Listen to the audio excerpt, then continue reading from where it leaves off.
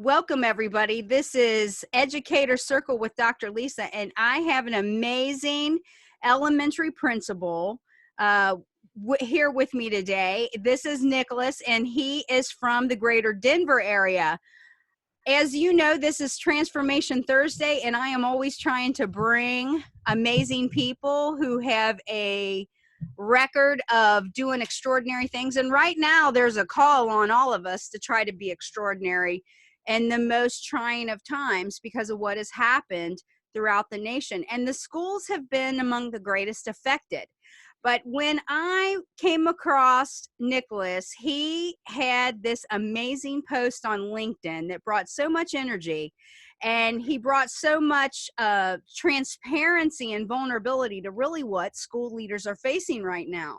So, Nicholas, introduce yourself a little bit. You just explained to me how to pronounce your last name, but on record, I didn't want to mess it up. And I wanted you to tell a little bit about what was behind the post on LinkedIn as you were walking through your house, stumbling over the kids' toys, and yet still trying to operate a school from a remote location. Tell me a little bit about how this has affected you and your leadership and your educators that you work with. Awesome. Well, first of all, thank you so much for having me, Lisa. This is quite an honor. I really, really appreciate it. And I have to apologize because I am wearing a hat. And the reason I'm wearing a hat is because when this whole coronavirus stay-at-home orders went into effect where we couldn't go back to school, I thought this might be a great opportunity to grow my hair back. I've been shaving my head for 15 years, and it's not looking great. So the kids see it every day on my morning show. And so I don't really like how it's looking yet, but I have so many kids invested in my hair that I can't shave it how I want. So I apologize for the hat, but I have a lot of people invested in my hair right now. I can't quite believe it. And so, and that's the thing. I think just being real, right. Not worrying about getting on camera with makeup and having your hair done. I mean, everybody knows we're at home. And this is how we're stuck. So, I mean, we just need to be transparent and real right now. It's about what's on the inside and how we can bring that forward. Absolutely. Absolutely. And so this has been quite a challenging time, as you know, for principals and teachers. And I always believe in what George Couros has said. Whenever there's a big change, it's an opportunity to do something great. And so I challenged my teachers at my school at Mammoth Heights Elementary in Parker, right outside Denver, that this is an opportunity for us to do some great things. And we have a lot of things in place already. We do a lot with online learning right now. We've always done a lot with social media. I do believe in if you don't tell your story, somebody else will. So a lot of my teachers who I've been encouraged to be on social media through Twitter, and different types of other avenues to really get out there, put themselves out there on social media, even more so now, to stay connected with our kids, to stay connected with our families. So it's a challenging time too, because we all have families. Many of my teachers have families they have to take care of, and I do too. I have 3 kids who are 8 years and under.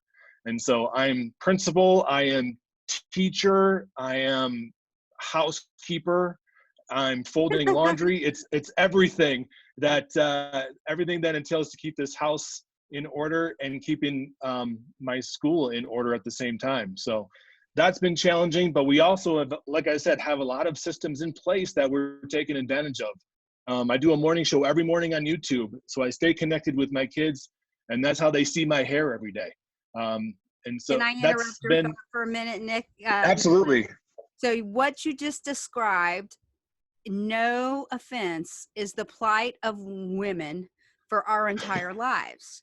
So now I just want you to know, so I have a shout out for all the women right now that are listening to this saying that's our norm. Dude, that's our norm. But no, I got absolutely. Just amazing how we've had to juggle all of that. And so I think we're becoming educated about one another's lives and you being at home, and I think it's been fascinating and wonderful to see how you have tapped in with your kids and taken over that while still managing a school.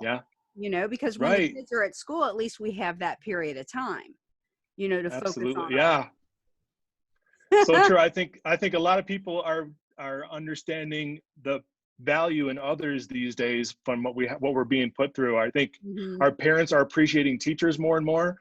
I know I'm appreciating what it means to stay at home and take care of the house and be a dad and a principal all at the same time. A lot of appreciation going around in our world, and I think that's a good thing too. And I'm sure hoping that our parents that are now teaching at home are learning more about their children and the way that they Yeah. engage when they are forced to sort of give forth effort, and how one teacher is responsible for a minimum of usually 25 children, and they all have their own independent self wills, and the value of it, because Yeah. I think that this will definitely raise the level of appreciation. I just hope that it continues on, Right. you know. Exactly. Exactly. For sure. Yeah. And folks are thinking that the teachers are at home and they're not having to put forth the effort. But what folks don't realize is they're actually having to put forth more effort Yeah. because they are having to operate remotely and still engage with every family in their classroom so Yeah. that academic instruction is continuing. Tell us a little bit about how your school system is handling it. Yeah, Douglas County Schools, we are handling it is in, there's a remote learning plan that was put together to make sure that our kids we're pushing the learning, not only just giving out glorified homework, but we're pushing the learning, continuing to teach to the standards throughout the school year to try to hit those standards so we can come back to school with not too many gaps. We already know that there's always that summer slide.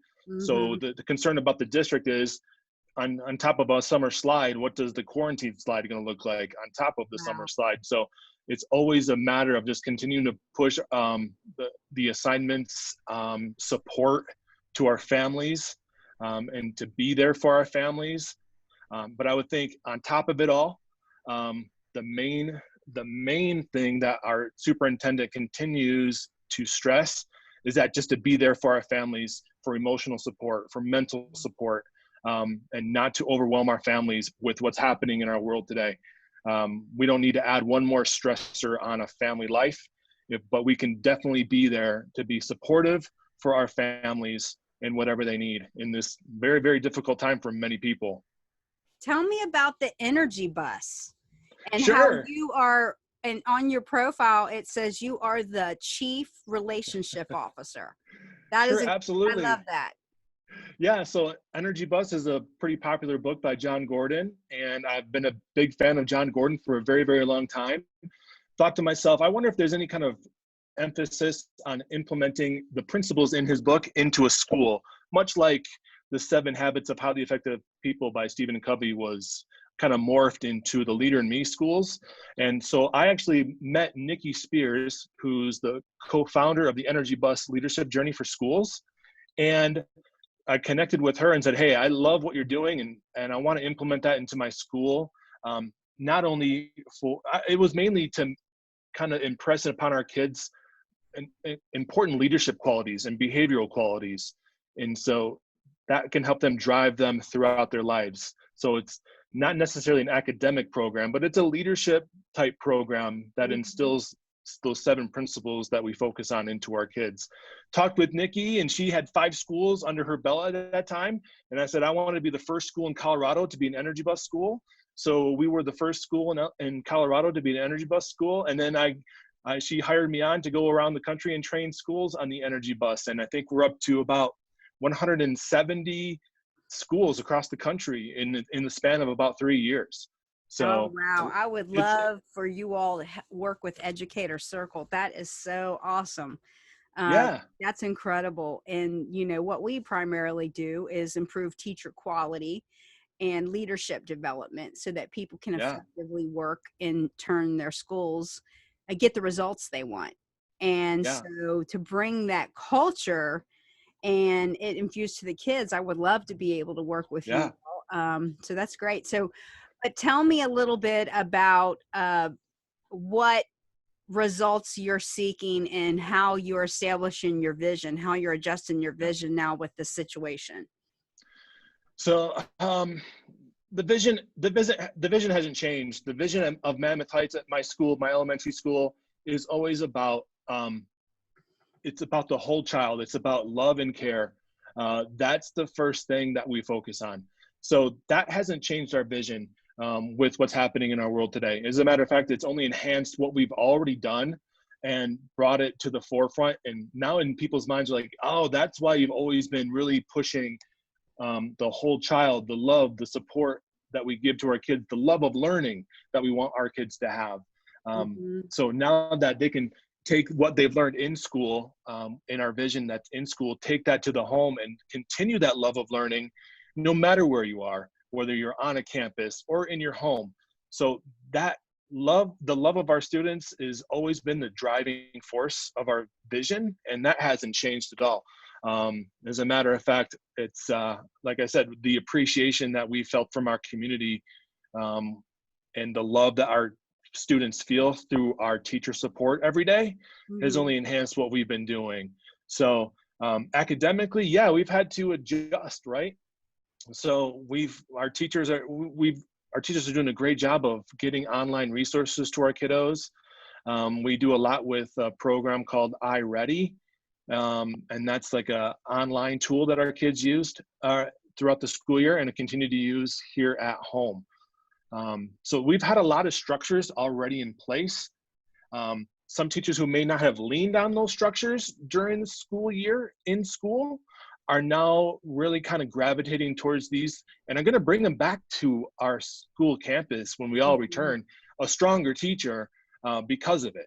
So that's, I think, the great thing about this is that teachers who were a little uncomfortable with technological resources had no choice but to get comfortable, and now feel very comfortable again, to bring them back to our school and make us an even better school. And the key, everybody, is to utilize technology to accelerate learning, not just to have technology for technology's sake. So this has forced us into a way of doing that.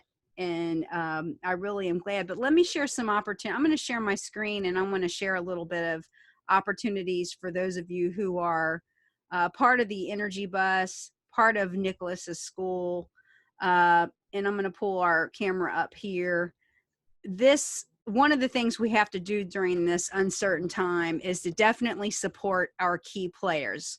And there are two opportunities for everybody that we have here for Educator Circle right now that might help.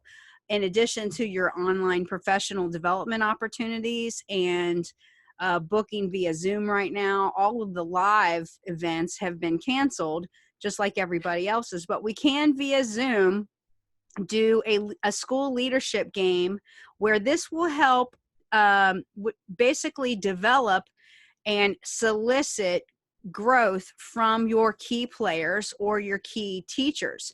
This is a lot of fun, and it's a way for school leaders to really develop the culture and to see what people's thoughts are and how to utilize that to get different results going forward. And then the next one is visioneering. You know, a lot of people have no idea where they're going to take their vision right now. So Educator Circle will come alongside of you and help you to see what results you need to get and get there. Do you have to tweak your vision now, your school mission slightly, now that you have had more learning? You have come to see some different needs, and we can help you work through that for now. So those of you who are interested in that, you will be able to see the information. So thank you so much, Nicholas. I have thoroughly enjoyed this. Everybody, I'm going to be putting some links on this broadcast, and you will see it on educatorcircle.com. You will see it in all of the social media apps, and we thank you for joining us. This is Educator Circle with Dr. Lisa, for educators who love their work and want to get better.